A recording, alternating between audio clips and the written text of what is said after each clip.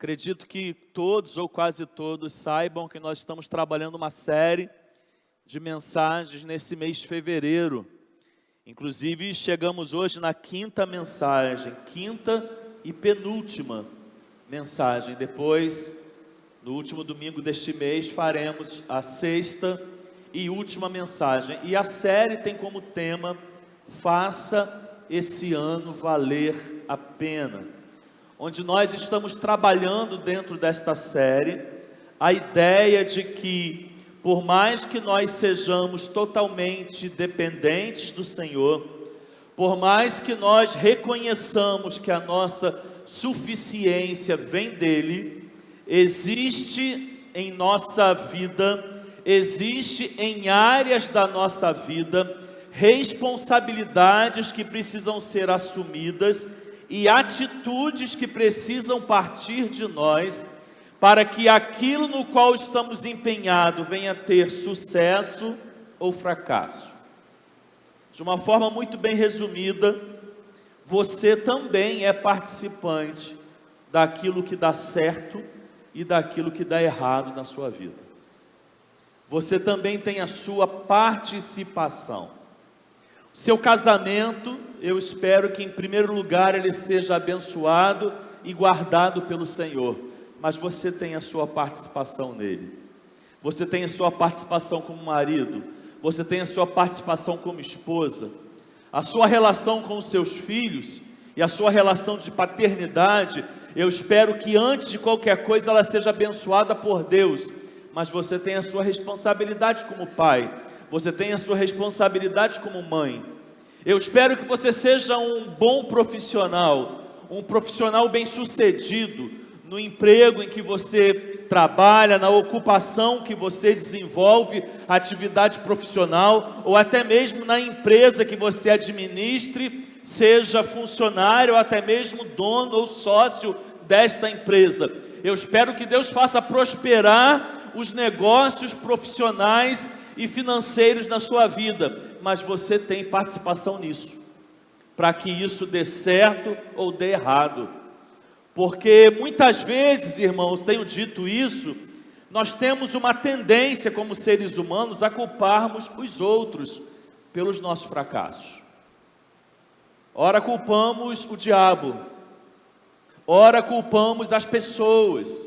Então muitas vezes nós terceirizamos a responsabilidade que cabe a nós.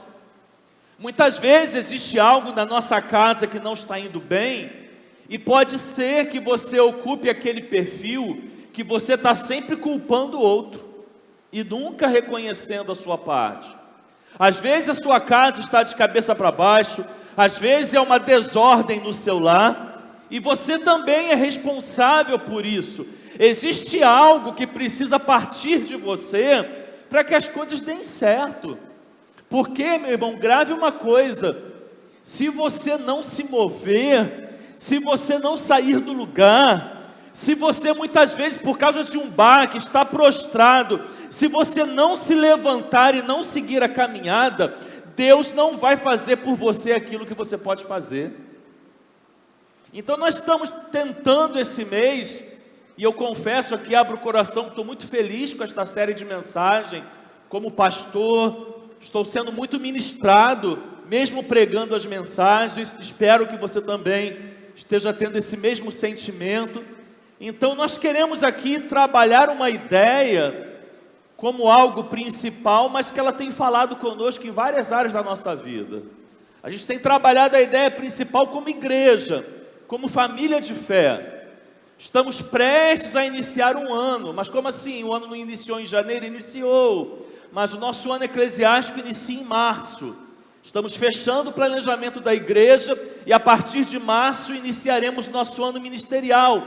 Temos um tema a sermos trabalhado o ano inteiro na igreja, temos metas, temos desafios, existem coisas que queremos alcançar, mas precisamos nos mover. Não é parado, irmãos, que as coisas acontecem. É como dissemos domingo passado, é olhando para frente, irmãos, que a gente precisa caminhar. É não ficando preso às decepções do passado, é renovando a visão, ainda que as raízes sejam antigas, para que a gente possa sempre estar produzindo algo de útil na nossa vida, sobretudo no reino de Deus, e que a cada ciclo da nossa vida a gente possa dizer: isso valeu a pena. Não é só a cada ano, não. Eu não espero, de verdade, eu não espero que chegue final de 2023 para você dizer: esse ano valeu a pena, não. Eu espero que a cada ciclo que Deus te permita viver esse ano, você possa dizer no final dele: valeu a pena. Eu espero que a cada mês que Deus te permita viver este ano, você possa dizer: valeu a pena. Então é dentro disso que nós estamos trabalhando. E hoje nós chegamos na quinta mensagem, e hoje a nossa ênfase maior vai ser sobre identidade. Se você percebeu, a gente está alternando. A gente fala sobre identidade, fala sobre propósito, mas dá ênfase mais ou em um ou em outro. Domingo passado demos muita ênfase ao propósito. Hoje a gente vai falar muito sobre identidade.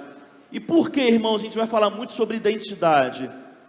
Porque interpreto eu que a gente faz parte da geração, se não a que mais precisa, uma das que mais precisa se posicionar em relação à sua identidade. Eu não preciso dizer para você que a igreja, de uma forma geral, desde quando ela foi criada no primeiro século, ela sempre viveu desafios. E você sabe muito bem que nos 3 primeiros séculos da era cristã, os cristãos foram fortemente perseguidos e mortos por serem cristãos. Então talvez tenha sido um dos períodos de maior desafio da igreja. Mas nós temos o nosso, da nossa geração. Nós temos os nossos desafios, irmãos. Olha, a gente vive a época, e isso acho que você vai concordar comigo, a gente vive a geração, a gente vive a época de maior desconstrução de valores que já existiu. Nenhuma geração em tempo atrás, me atrevo a dizer, experimentou uma situação, uma geração onde houvesse tanta inversão de valores como nós vivemos hoje. A gente vive a época, irmãos, que o que é certo está sendo colocado como errado, e o que é errado está sendo colocado como certo. Mas eu não digo nessa relação palavra de Deus e mundo, não, porque nessa relação palavra de Deus e mundo, isso sempre existiu. Sempre existiu. O reino de Deus, irmãos, entenda isso, ele sempre foi um reino de ponta cabeça. Os valores do mundo nunca serão os valores de Deus. Há sempre uma desconstrução entre a Bíblia e a sociedade. Mas eu não estou falando apenas dessa relação, não. Eu estou falando de uma desconstrução que vai além disso. Eu estou falando de uma desconstrução que tem chegado dentro dos nossos lares, como cristãos. Estou falando, me referindo, de uma desconstrução que tem chegado dentro das nossas igrejas. E o que a desconstrução faz, irmãos? Ela trabalha para mudar a sua identidade. Quando você desconstrói algo, você quer construir algo novo. Então, se você desconstrói alguma coisa numa sociedade, em cima do que foi desconstruído, algo será construído. E isso vai gerar uma nova identidade. Então a gente tem vivido, irmãos, uma relação onde a gente precisa, aí sim chego aonde eu quero chegar, construir uma identidade saudável. Você não pode ter qualquer identidade. Você não pode se posicionar sobre determinadas coisas de forma errada. Tem situação hoje, irmãos, que vai magoar, talvez, a pessoa que está próxima, mas é preciso se posicionar. É preciso estabelecer valores. É preciso dizer quem somos. Caso contrário, não viveremos um ano onde somos convidados a vivermos a nossa identidade. Nossa mensagem hoje, ela não vai ser expositiva, ela não vai estar centrada em um texto. Nós vamos caminhar em alguns textos da Bíblia, dentro do tema que queremos trabalhar com a igreja. Então, algumas lições para que a gente possa, durante este ano de 2023, em toda a nossa vida, construir uma identidade saudável. Você pode fechar seus olhos mais uma vez? Pai, mais uma vez eu peço ao Senhor que o Teu Espírito Santo ministre, Deus, em nossas vidas e em nosso meio. Mais uma vez eu peço ao Senhor, Pai, que nós possamos ouvir com clareza aquilo que o Teu Espírito Santo quer falar conosco. Que não fique apenas aos ouvidos, Pai, mas que o Teu Espírito Santo fale aos corações. Que haja reflexão aqui nesta noite, que haja mudança, que haja crescimento, Deus, e que nós possamos sair daqui e continuarmos sendo ministrados pelo Teu Espírito Santo a tal ponto em que tomemos decisões na nossa vida a partir da palavra que seremos ministrados. Nós oramos assim em nome de Jesus, amém. Para que você tenha uma identidade saudável na sua vida, em primeiro lugar, não abra mão da palavra de Deus. Não abra mão da palavra de Deus na sua vida. Atos capítulo 17, quando nós começamos a ver ali as viagens missionárias do apóstolo Paulo, vai dizendo um texto, e esse texto chama muita atenção, está lá no capítulo 17 de Atos, não leremos ele todo, mas ele chama muito atenção porque o apóstolo Paulo, embora ele viajasse por muitos lugares, tivesse um ministério itinerante, ele era aquele que muitas vezes abria uma igreja, né, pregava o evangelho, abria uma igreja, ficava um tempo ali ensinando as escrituras e logo depois saía para continuar a obra missionária. Mas vai dizendo o livro de Atos, no capítulo 17, que quando Paulo chega em uma cidade, em um lugar pequeno chamado Bereia, algo ali chama a atenção dele. Eu tenho certeza que você já foi em outras igrejas, já participou de outros cultos, já frequentou outras comunidades, mas tem igreja que nós vamos e algo nos chama atenção de forma especial. Não sei se você consegue entender o que eu quero falar. Às vezes nós chegamos em alguma igreja, em algum culto, e algo especial ali nos chama atenção.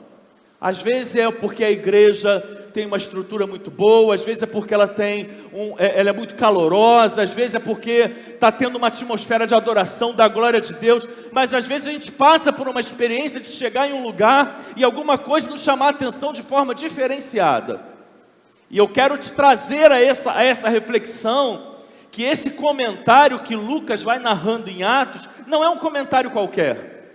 Ele não colocaria isso se isso realmente não tivesse mexido com o apóstolo Paulo, não tivesse chamado a atenção dele. E o que chamou a atenção de Paulo quando ele chegou numa cidadezinha bem pequena chamada Bereia? O que chamou a atenção dele foi a importância que os crentes em Cristo Jesus daquela cidadezinha davam às Escrituras. E é isso que diz no versículo 1. Quando Lucas vai dizendo, os bereanos eram mais nobres do que os tessalonicenses, pois receberam a mensagem com grande interesse, examinando todos os dias as Escrituras, para ver se tudo era assim mesmo. Você prestou atenção no que esse versículo diz?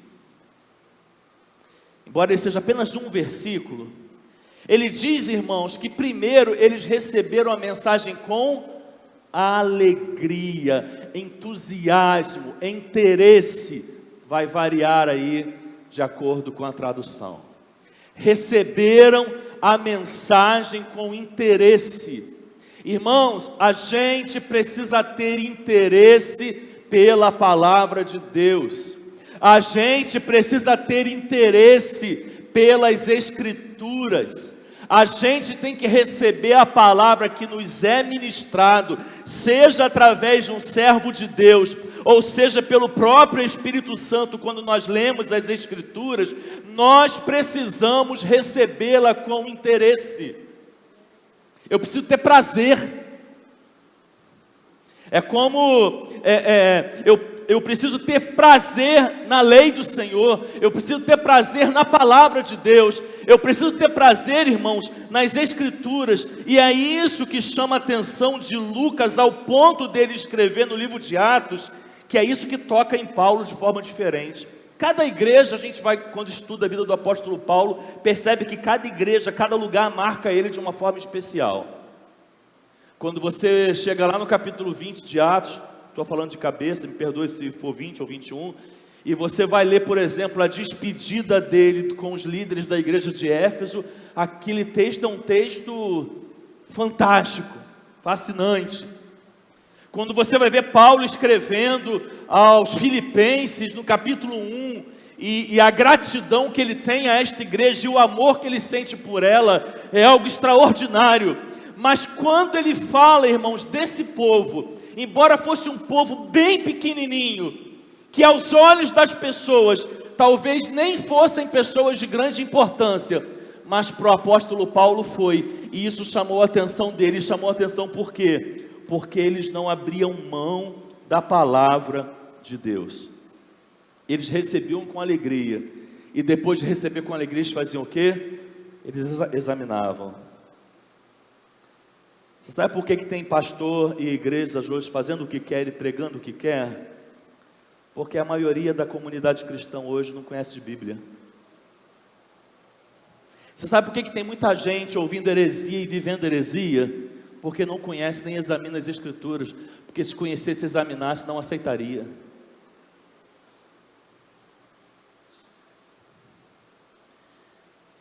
Eu já recebi pessoas, irmãos, ou pessoas já me procuraram para questionar determinadas coisas. E isso não é problema algum. Isso não é problema algum. A gente precisa, irmãos, conhecer a palavra de Deus ao ponto de filtrar aquilo que a gente ouve. Senão a gente acaba vivendo o que a gente vê se reproduzindo hoje em dia à nossa volta. O salmista 119, lá no versículo, lá no Salmo 119, versículo 105, ele vai dizendo assim: lâmpada para os meus pés é a tua palavra e luz para o meu caminho. A palavra de Deus, irmãos, é lâmpada e é luz. É ela que clareia, é ela que te faz enxergar, é ela que te dá direção. Você quer que esse ano valha a pena? Você quer chegar no final de 2023 e dizer que esse ano vale a pena? Você quer construir num tempo tão difícil como o nosso uma identidade saudável? Você não pode abrir mão da palavra de Deus. Onde estão os princípios que você precisa viver como família? É na palavra de Deus. É impressionante, irmãos, desculpe a sinceridade, é impressionante quando às vezes o pastor vai fazer algum atendimento e ouve as pessoas dizendo sobre determinadas decisões que querem tomar ou às vezes já tomaram. É como se a gente caminhasse por um lado e a palavra de Deus pudesse ficar por outro. É como se a gente não buscasse mais entender o que eu devo viver e fazer como cristão. Onde estão os princípios que você deve seguir na sua vida conjugal? É na palavra de Deus. Aonde estão os ensinamentos que você deve aprender para criar os seus filhos? É na palavra de Deus.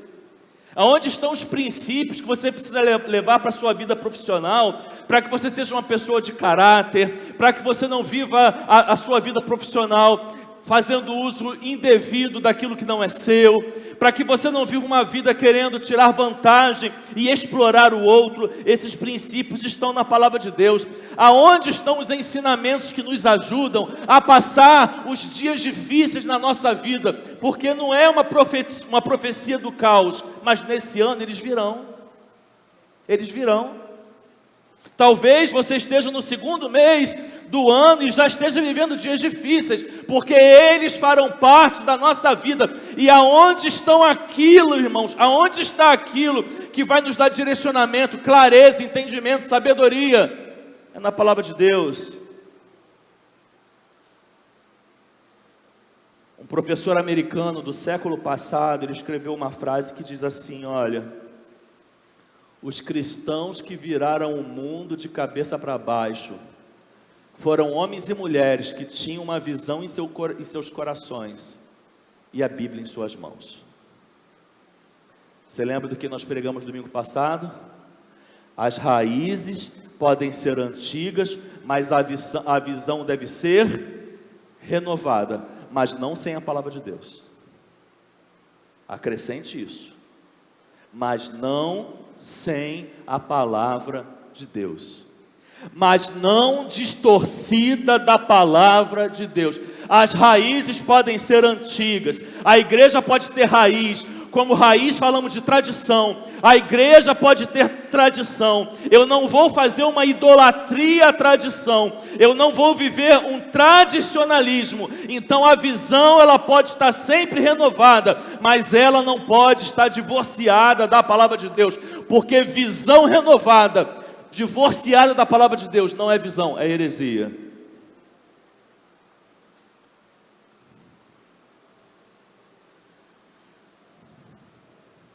Olha, a palavra de Deus, ela precisa te guiar durante todo esse ano. Olha, a palavra de Deus não pode te guiar só nos momentos difíceis, não. A palavra de Deus não pode ficar aberta na estante da sua sala, lá no Salmo 91, ou em qualquer outro salmo que você queira, só para de vez em quando você lembrar dela, não. A palavra de Deus não pode ser aquilo que você procura só quando você precisa de Deus, não. Ela precisa te direcionar durante todo o ano de 2023. Irmão, se você se deixar ser guiado durante todo este ano pela palavra de Deus, eu posso te garantir, o seu ano vai valer a pena, independente do que você vem enfrentar na caminhada. Em segundo lugar, espero que você não me ache contraditório, vou te explicar, é que você não abra mão da prática da palavra de Deus na sua vida. E eu não quero agora diminuir tudo que eu falei até aqui, de forma alguma. Não quero diminuir nada do que eu falei, mas não adianta apenas você conhecer, não adianta apenas você ouvir, não adianta apenas ela chegar aos seus ouvidos, e até mesmo você dizer que ela foi para o seu coração. Ela precisa ir para a sua prática de vida cristã. Irmãos, eu não pareço, tá? Mas eu tenho 44 anos. É só para não perder a piada. Todo esse tempo vivido na igreja. Graças a Deus por isso. E eu já vi muito, irmãos. Eu já perdi a conta. Eu já vi muitas pessoas que conhecem muito a palavra de Deus, que têm muito conhecimento da palavra de Deus, que gostam de discutir determinados temas da palavra de Deus, que possuem muita teologia, mas em suas vidas sempre foram crentes, insubmissos à sua liderança, rabugentos, avarentos, mau caráter, presunçosos, arrogantes, tradicionalistas. E eu pergunto, de que vale?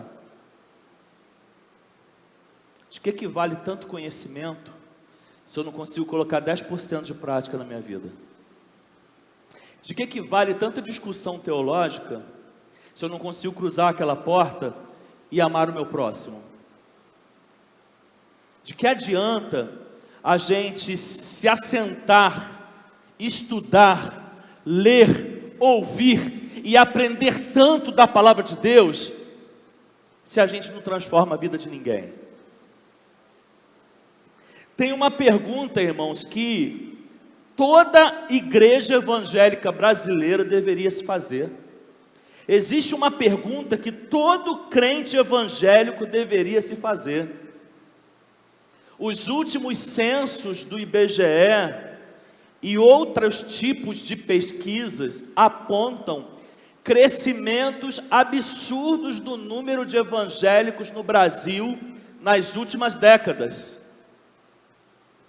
Mas como que a gente cresce tanto e transforma tão pouco? Que conta é essa? Se nós vivemos num país onde a fé cristã, protestante, evangélica, ela aumenta a cada dia, por que essa fé que aumenta não transforma na mesma proporção que ela aumenta? Porque ela aumenta tal como Jesus citou naquela simples parábola do construtor prudente e do construtor insensato. Porque ali Jesus usa toda aquela história, toda aquela parábola para dizer apenas uma coisa: tem gente que apenas ouve, e tem gente que ouve e pratica. É só isso que Jesus quis dizer com a parábola do construtor prudente e o insensato. Quem apenas ouve é o tolo, que está construindo uma casa sobre a areia. Quem ouve e põe em prática é como um prudente, que está construindo sua casa sobre a rocha. 2 Timóteo, capítulo 3, versículo 16 e 17, diz: toda a escritura é inspirada por Deus e útil para o ensino, para a repreensão, para a correção e para a instrução na justiça, para que o homem de Deus seja apto e plenamente preparado para toda a boa obra. Pastor Carlito Paz, pastor da cidade de São José dos Campos, ele diz que informação bíblica sem aplicação prática gera vidas informadas e não transformadas. Que em 2023 você não seja alguém que tenha informação apenas, mas que você seja alguém que tenha e produza transformações. Tem uma história real que eu já contei aqui 285 vezes, e eu vou contar mais uma vez. Pastor Wayne Cordeiro, pastor de uma das igrejas dos Estados Unidos, escreveu um livro falando sobre igreja. Me perdoe, não lembro o nome do livro agora, embora eu já tenha contado a história 285 vezes. Mas ele conta a história que teve um momento na trajetória ministerial dele, que a igreja estava crescendo muito e as pessoas não cabiam mais no lugar que eles tinham, na sede que eles tinham. E eles não tinham dinheiro suficiente para poder comprar um espaço maior e construir um espaço maior que coubesse toda a membresia que estava cultuando naquela igreja. Então ele disse que a igreja decidiu vender tudo que tinha, olha o desafio, e comprar apenas um terreno maior. Um terreno aberto, sem construção alguma. E eles assumiram esse desafio, venderam a sede que tinham. O dinheiro que eles pegaram, eles compraram uma área em metros quadrados bem maior do que eles tinham, e colocaram algumas tendas, mas a tenda ela cabia, diz o livro, 20%, e 80% ficava ao ar livre. E chegou o dia da inauguração. Chegou o dia que aquela igreja sairia de um ambiente fechado, tenta imaginar isso, e passaria por um tempo que só Deus sabe, a fazer os seus cultos em um lugar aberto. E se é você oraria para que principalmente nesse primeiro dia não acontecesse o quê? Não chovesse. Então essa foi a oração do pastor Wayne Cordeiro. Ele fez propósito de oração, ele ficou em jejum, ele convidou a liderança da igreja para orar, e todos ficaram naquela semana unânimes em oração. Quando chegou na madrugada de sábado para domingo, o que aconteceu? Pensa numa chuva, mas numa chuva. Foi essa chuva que caiu naquela madrugada. Pensa naquela chuva que começa a cair e não para. Foi essa chuva que começou a cair sem parar. E ele acordou de madrugada com o barulho da chuva. E era 3 horas da manhã. E 4 horas ele olhava pela janela e a chuva continuava forte. E deu 5 horas da manhã, ele olhava pela janela e a chuva continuava forte. E deu 6 horas da manhã e 7 horas da manhã. E está dando a hora dele ir para a igreja e ele começou a ficar triste. A tristeza começou a tomar conta do seu coração. E ele começou a lamentar ali por dentro. Poxa, por que às vezes é tão difícil? Aquelas coisas que eu e você sabemos muito bem o que é. E ele pegou o seu carro, debaixo de chuva, e ele foi em direção a esse terreno que eles haviam comprado.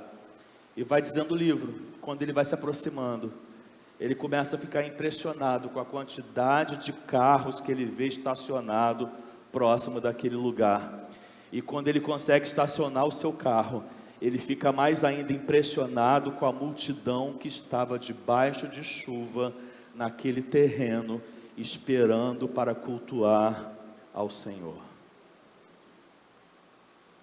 Vida informada não muda a vida de ninguém. Teologia não muda a vida de ninguém. Conhecimento da palavra de Deus em sua essência, não interprete errado o que eu quero dizer, não muda a vida de ninguém. Você não pode ter apenas um conhecimento da palavra de Deus. Você precisa pegar aquilo e colocar em prática. Um escritor americano, ele diz assim, preste atenção. Não são as partes da Bíblia que eu não compreendo que me preocupam. São as que eu entendo e não pratico. Às vezes a gente fica muito tempo discutindo o que eu não entendo da Bíblia. A gente devia discutir menos o que a gente não entende. A gente tinha que discutir mais o que a gente não pratica. Eu queria saber tanto da Bíblia. Eu queria saber poder falar de tal história igual o pastor fala. Mas eu sou tão ruim de memória. Eu leio a Bíblia, eu não entendo. Eu aprendo uma coisa, daqui a pouco eu esqueço. Nossa, como eu queria saber muito da Bíblia, meu irmão. Se preocupe em conhecer da Bíblia, mas se preocupe em primeiro lugar. Não é aquilo que você não entende, é que você sabe muito bem o que você tem que fazer e você não faz. O que muda a nossa vida não é o que a gente não sabe ainda da Bíblia. O que muda na nossa Bíblia, o que muda na nossa vida é aquilo que a gente já sabe, mas não vive. Deixa eu te dizer uma coisa. Talvez todos aqui sem exceção, saibam o suficiente que precisam saber para saber como devem viver.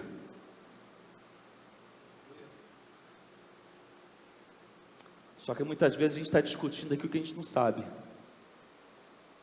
Às vezes a gente gasta tempo, a gente gosta de discutir a doutrina, de discutir a teologia. Não, mas é isso ou é aquilo? É desse jeito ou é do outro? Vamos ver a escatologia. É dessa forma ou é dessa? Não, a soteriologia, a salvação. Foi Deus que escolheu, tem livre-arbítrio. A gente fica discutindo um monte de coisa. Aí chega lá fora e a gente não vive nada do que a gente sabe.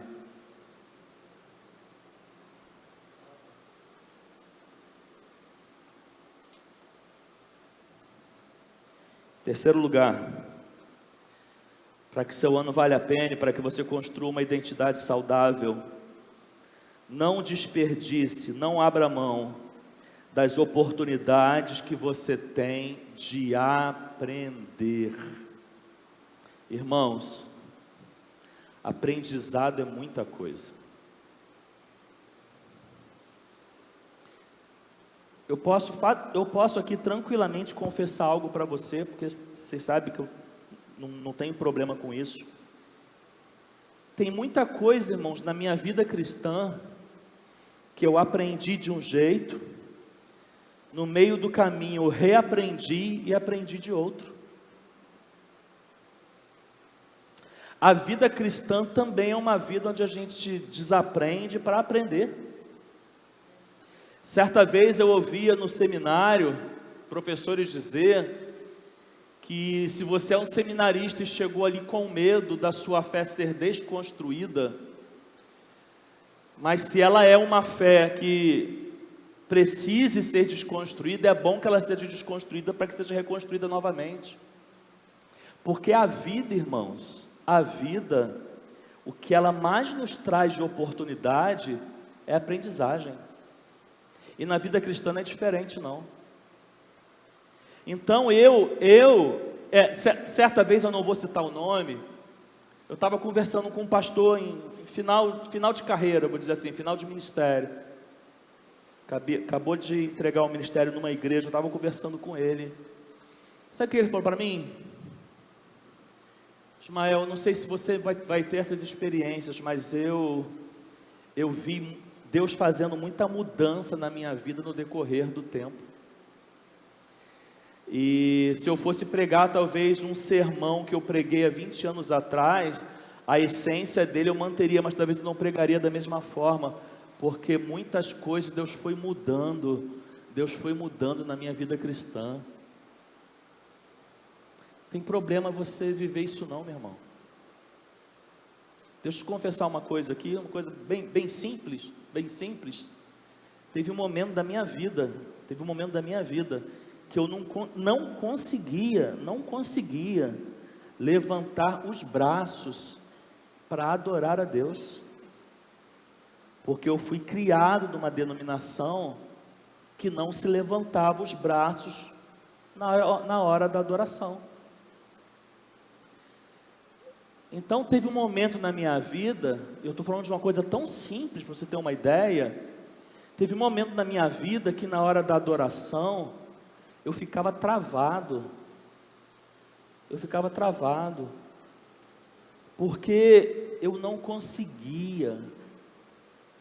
Então tem muitas coisas na nossa vida cristã, irmãos, que a gente pode desaprender e aprender de novo, grave isso, e que não fere a palavra de Deus, Deixa eu dar um outro testemunho aqui. Eu fui o filho mais novo de 3 filhos, meu pai teve 2 filhas, e eu fui o mais novo, fui o terceiro filho, o mais novo, com 7 anos de diferença das minhas irmãs. Minhas irmãs tiveram uma criação muito rígida, como meu pai depois já foi mudando, eu peguei um pouquinho dessa rigidez, mas minhas irmãs pegaram o máximo. Então já teve momento das minhas irmãs, adolescente ali, quase jovem, do meu pai encontrar esmalte e jogar fora, quebrar, encontrar um batom e destruir, não permitir que elas usassem calça comprida, coisas desse tipo que se você viveu a sua vida cristã uns 30, 40 anos atrás, você vai entender bem o que eu estou dizendo, que houve uma geração desse tempo. Então foi uma criação muito rígida. Só que foi passando o tempo e Deus foi mudando a gente de igrejas e automaticamente comunidades. Então Deus levou a gente para outras igrejas, ainda que da mesma denominação, ainda que da mesma fé em ordem, mas que já tinha uma outra interpretação, uma outra cabeça, e meu pai foi desaprendendo e reaprendendo.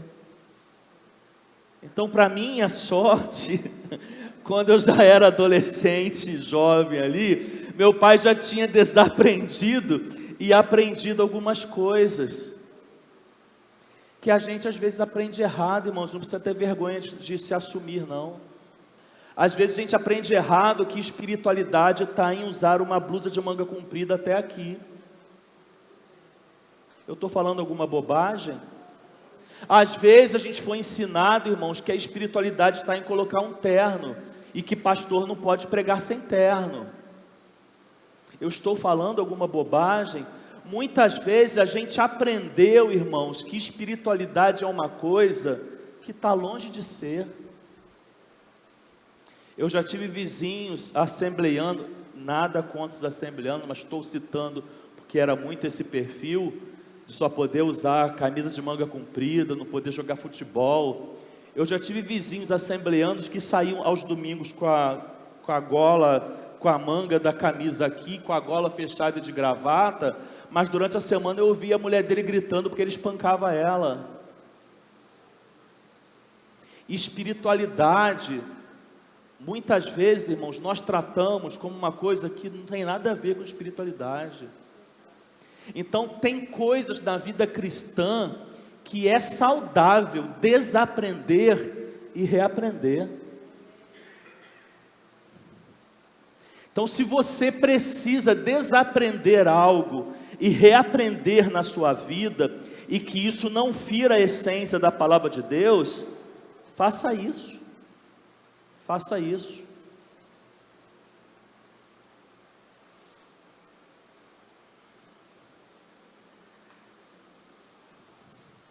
O escritor americano diz que os analfabetos não são os que não sabem ler e escrever, mas são os que não sabem aprender, desaprender e reaprender. Exatamente o que eu acabei de falar. Um outro diz que o nosso sucesso não deve ser medido pela posição que alcançamos na vida, mas pelos obstáculos que nós fomos superando no meio do caminho. Sabe o que eu já vi muito em igreja, irmãos? Olha, 44 anos não é muita coisa não, mas dá para você ver muita coisa em igreja, pode ter certeza. Sabe o que eu já vi muito em igreja? Ministérios ineficazes. Você sabe o que eu estou dizendo? Você consegue entender o que eu estou dizendo? É um ministério que você olha para ele e você pergunta, para que esse ministério existe? Aí você chega à conclusão, para nada.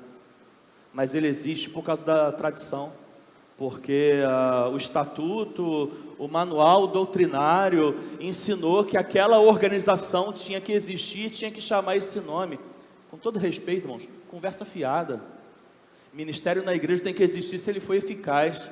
Se ele não for eficaz, ele não tem que existir não. E ministério na igreja, eles são criados de acordo com a necessidade da igreja. Não é aquilo que alguém em 1950 disse que deveria ter, e hoje você chega à conclusão que não tem relevância. É isso. Se você, por exemplo, não sabe o que o pastor desta igreja pensa, eu te digo, é isso que eu penso. E eu não tenho problema algum em dizer isso. Ministérios na vida da igreja não tem que existir porque em 1930 alguém criou, deu esse nome X para ele. Ele tem que existir hoje, ele pode até ter esse nome, desde que ele seja eficaz, porque se não for, irmãos, a gente pode facilmente acabar com ele e criar outro. Você pode dizer amém? Amém. Tem isso aqui, irmãos, em alguns momentos, até mesmo nessa igreja, já foram tabus, hoje não são mais. Você aprendeu domingo passado onde nasce um ministério. Você aprendeu, se você esteve aqui domingo passado, você aprendeu onde nasce um ministério. Um ministério nasce numa ferida curada. Onde Deus te tratou, ali nasce um ministério. São esses ministérios que a igreja tem que ter dentro da vida dela trabalhando. Tem algo na sua vida que Deus curou, que Deus tratou, fechou a ferida, ali nasceu um ministério. Não é algo porque em 1930 alguém disse e deu um nome, porque tem que ter, não, irmãos. A gente tem que ter aquilo que é eficaz, E é por isso que muitas igrejas estão muito bem, como se elas fossem o jornal de ontem, como eu falei domingo passado. Mas o jornal de ontem, ninguém lê mais. O jornal de ontem não se lê mais. A igreja de 1970, ela não responde às perguntas de hoje. E ela não vai virar uma seita se ela se contextualizar para poder dar resposta para as perguntas que são feitas hoje. Porque a igreja, ela tem que ser relevante.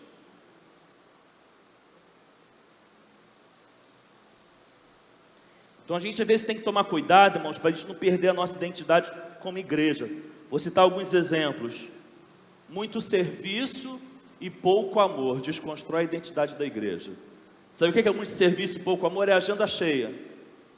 Nada contra a igreja ter agenda cheia. O problema às vezes você pode ouvir eu dizer uma coisa e interpretar que eu estou dizendo que esse é um problema. Irmão, se a igreja tem uma agenda cheia e isso é saudável para a igreja, amém.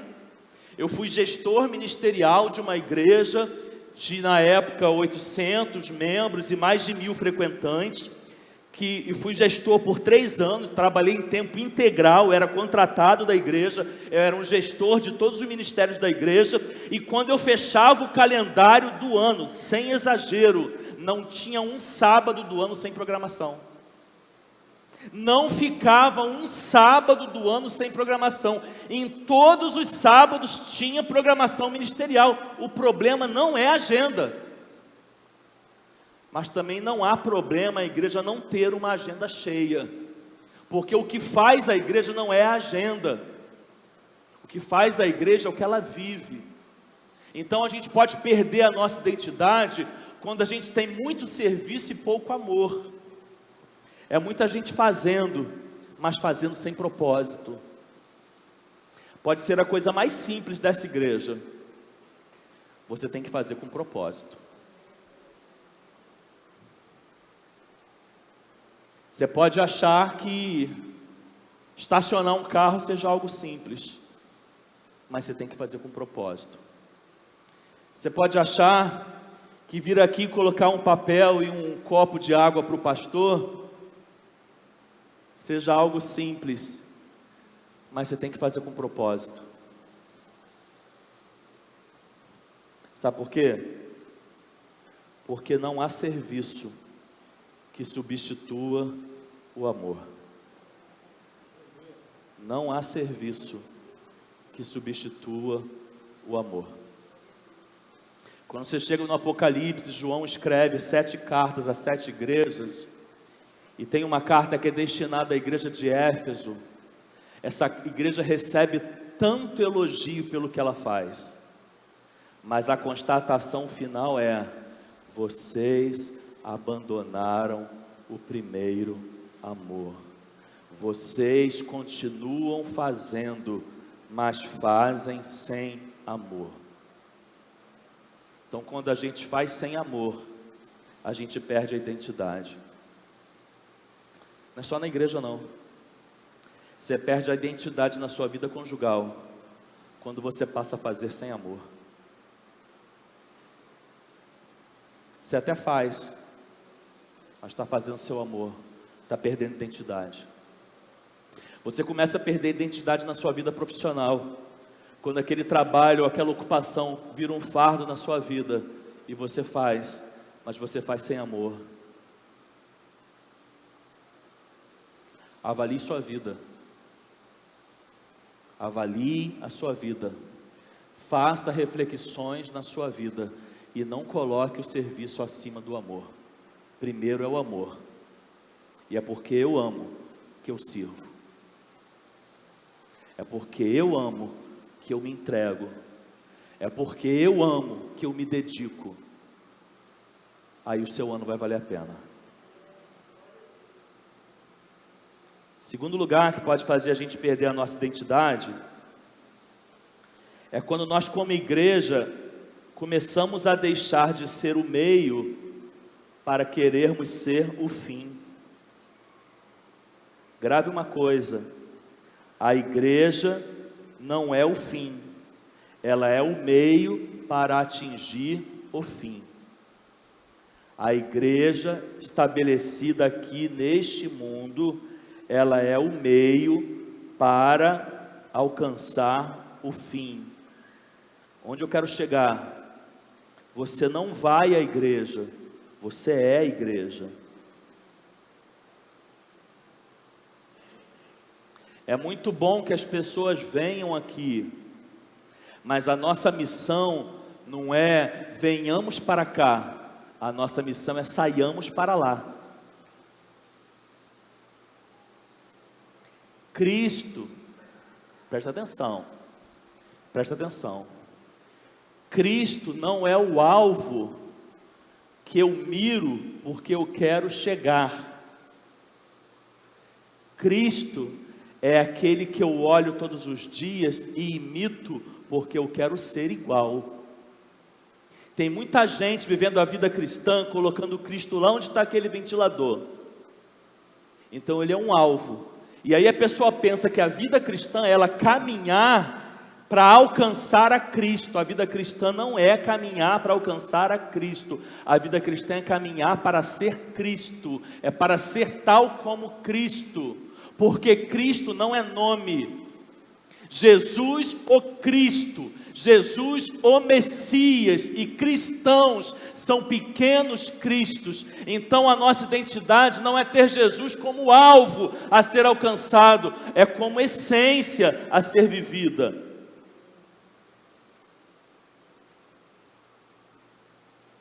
Mas também pode destruir a nossa identidade, irmãos, a igreja se corromper com a sociedade. Aí também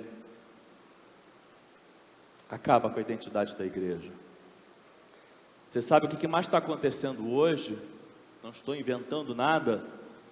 Você sabe o que mais está acontecendo?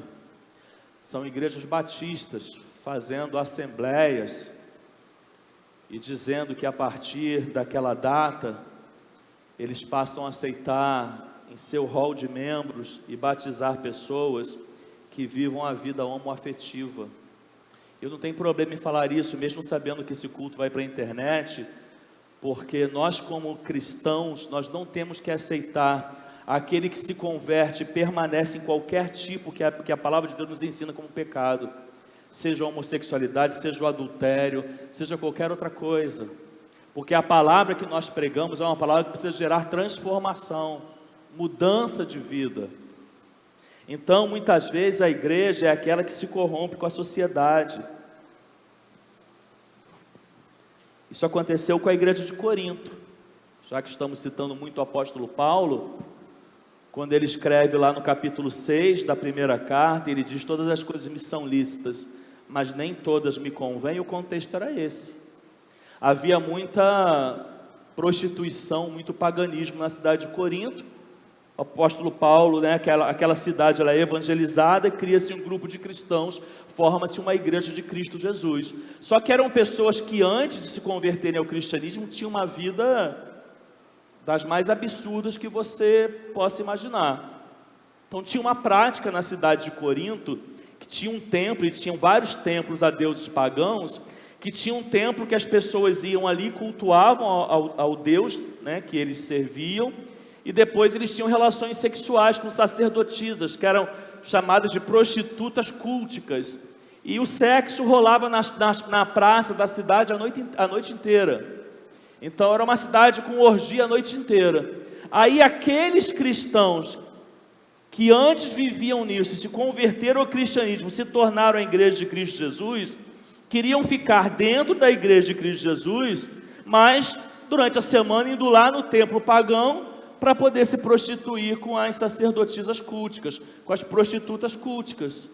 É dentro desse contexto e vários outros, mas não só esse, que Paulo diz: olha, todas as coisas me são lícitas, mas nem todas me convêm. Tem igreja, irmãos, pregando divórcio igual à sociedade. Tem crente chegando no gabinete do pastor para tratar o divórcio igual qualquer pessoa da sociedade trata. Tem igreja tratando família igual a sociedade trata. Tem igreja, irmãos, com modas e costumes igual do mundo. Está filmando, mas não tem jeito. Eu fiz um casamento uma vez, não vou dizer quanto, senão vou me entregar. Eu fiz um casamento uma vez. E uma pessoa sentou do meu lado: pastor, como é que você lida com isso? A pergunta foi essa. Pastor, ouvi cada pergunta, mas a gente fica numa sinuca, você não faz ideia. Pastor, como é que você lida com isso? Você deve estar falando: o que é isso? Isso era o funk rolando solto, os crentes dançando e servindo bebida alcoólica e todo mundo bebendo. Aí eu, sentado ali na mesa, esperando dar umas meia hora para poder ir embora, e a pergunta que me fizeram foi essa: pastor, como é que você lida com isso? Sendo bem sincero, irmãos, eu falei: meu irmão, a gente vive uma geração que ela é diferente do passado. Então a gente também tem que saber entender algumas diferenças do nosso comportamento como pastor. Algumas coisas eu até chamo no gabinete ou falo pessoalmente e exorto, mas o meu principal ensinamento, meu irmão, é do púlpito. É do púlpito. E às vezes nós como pastor, só cabe a nós ensinar, falar aos ouvidos. Quem tem que falar ao coração é o Espírito Santo.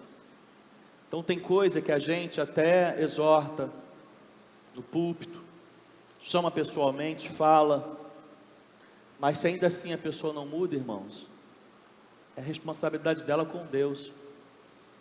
É lógico que um pastor zela pela igreja do Senhor Jesus e prestará conta, mas eu tenho aprendido, sobretudo em tempos como esse, irmãos, que o meu principal lugar de ensino é aqui. É aqui.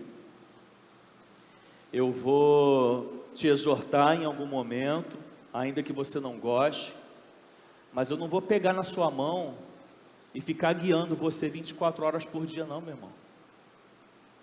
Eu não vou controlar o que você faz na sua vida no seu final de semana, não.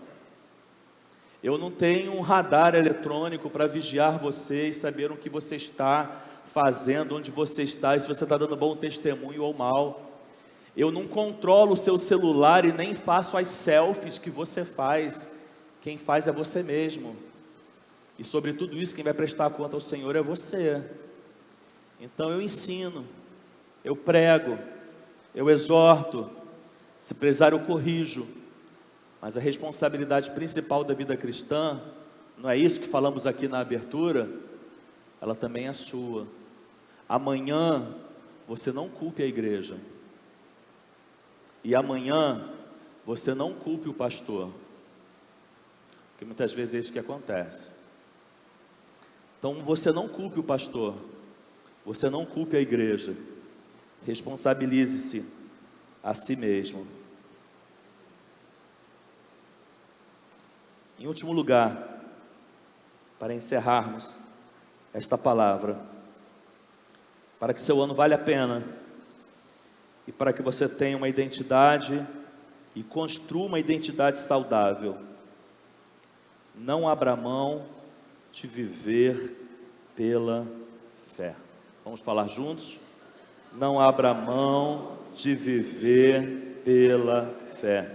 Efésios capítulo 3, versículo 20 e 21 diz: aquele que é capaz de fazer infinitamente mais do que tudo que pedimos ou pensamos, de acordo com o seu poder que atua em nós, a Ele seja a glória na igreja e em Cristo Jesus por todas as gerações, para todo o sempre.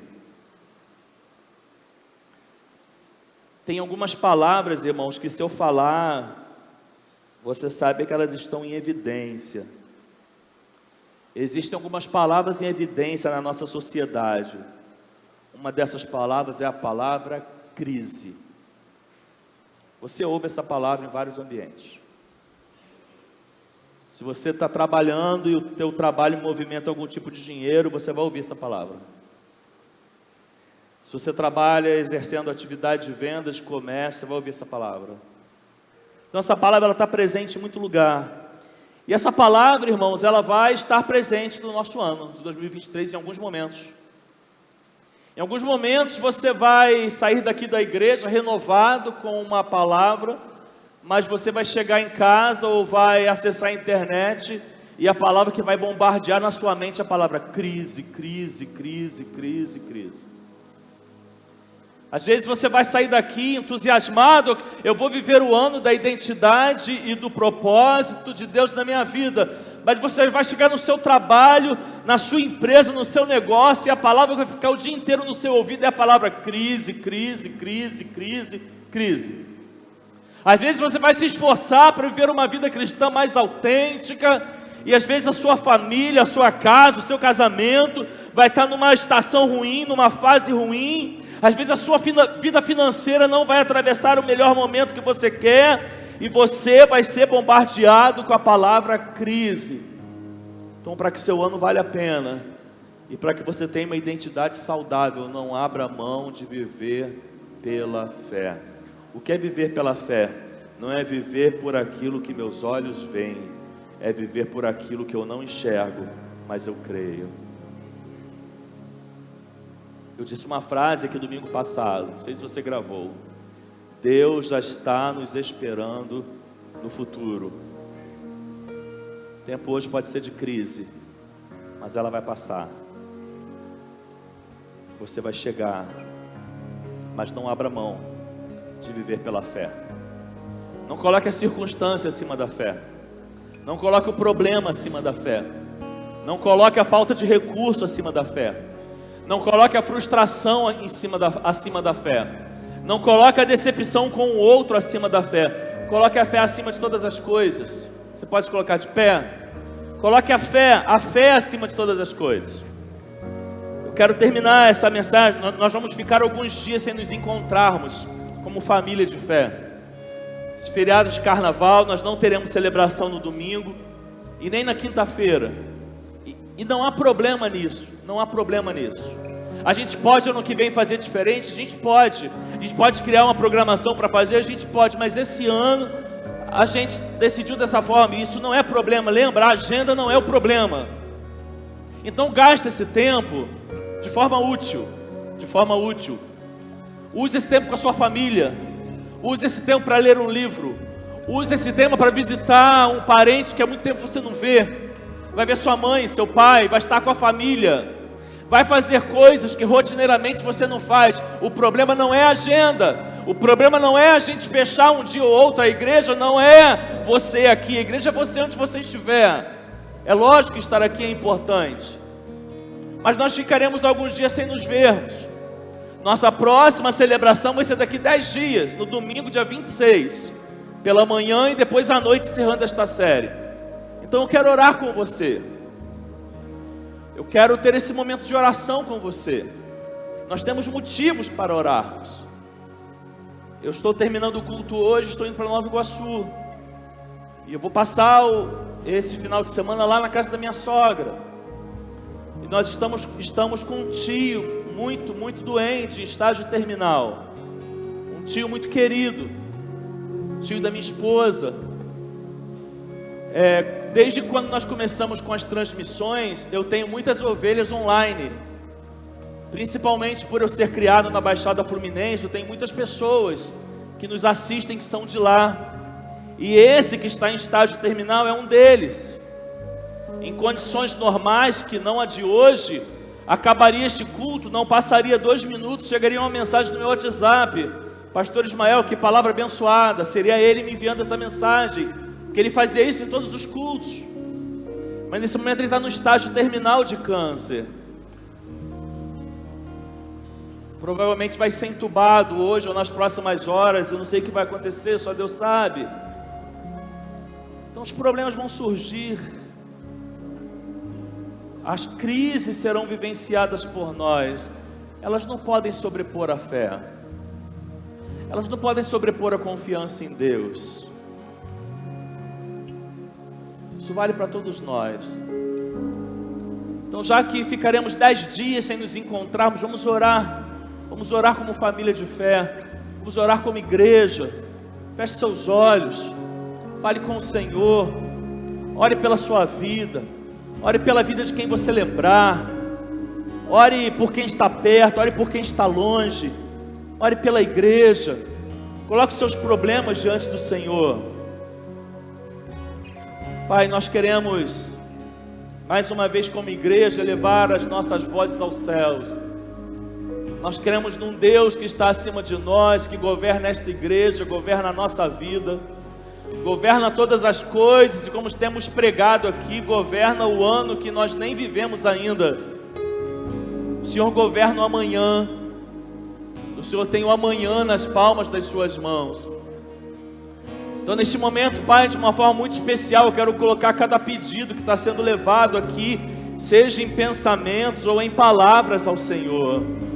Eu quero interceder ao Senhor por cada um desses pedidos, seja de vida familiar, para que o Senhor restaure, Deus, aquilo que precisa ser restaurado no ambiente da família, seja sobre enfermidades, para que o Senhor faça a sua vontade, Pai, porque a sua vontade ela é sempre boa, perfeita e agradável. Mas se for possível, Pai, que o Senhor atenda ao nosso pedido quando nós oramos e clamamos por cura, porque o Senhor também é um Deus que faz milagres, e ainda nos dias de hoje, Deus, é um Deus que dá a última palavra sobre todas as coisas. Então nós colocamos todas as nossas necessidades, as nossas doenças, as nossas limitações, as nossas enfermidades, as nossas dores, nós trazemos e colocamos diante de Ti. Aquele que vai viajar, Deus, nesse final de semana, guarda ele na estrada, livra ele do homem mau, que ele tenha dias, Deus, prazerosos, de paz, que sejam dias que venham trazer refrigério à sua mente, ao seu corpo, descanso. Aquele que vai estar com a família, Deus, faça desse ambiente um ambiente de graça, de comunhão, de prazer. Aquele que vai estar em casa, Senhor, faça que ali haja um quarto, Deus, haja um quarto, e aquele quarto se transforme num culto, Pai, de adoração ao Senhor, de louvor ao Teu nome. E onde quer que estejamos, Pai, que possamos ser luz, que possamos levar uma palavra de consolo àquele que precisa, que possamos levar uma palavra de esperança àquele que precisa, que possamos estender as mãos, Deus, àquele que precisa ser socorrido, Pai. Pai, que esta palavra que foi pregada hoje, e toda esta que está sendo pregada este mês, Deus, que ela venha ocupar um lugar especial no nosso coração, que ela nos prepare verdadeiramente para o que está por vir, que o Senhor faça coisas grandiosas em nosso meio, que esse ano seja o melhor ano da nossa vida, Pai, que esse ano seja o melhor ano da nossa igreja, que nós possamos viver, Deus, maravilhas, sinais e prodígios aqui nesse lugar, mas que a gente se mova, Pai, que haja mudanças de atitudes, que haja mudanças de pensamento, que haja renovação de mente, que a gente possa desaprender o que foi construído errado e aprender com uma nova visão, aprender com uma visão mais espiritual, aprender com uma visão que nos faça avançar. Pai, faça a Tua obra em nosso meio, Deus, traga um avivamento especial, Deus, para esta comunidade, que nós não nos importemos com a chuva, como citando a ilustração que eu contei, que a chuva não nos impeça, que as dificuldades não nos impeça, que o desejo de cultuar e glorificar ao Senhor seja maior do que qualquer outro desejo da nossa vida. Esteja conosco, nos guarde e nos faça, Deus, retornar daqui a 10 dias com alegria e com entusiasmo e com saudade, Deus, da igreja local. Nós oramos em nome de Jesus. Amém e amém. Vamos louvar ao Senhor.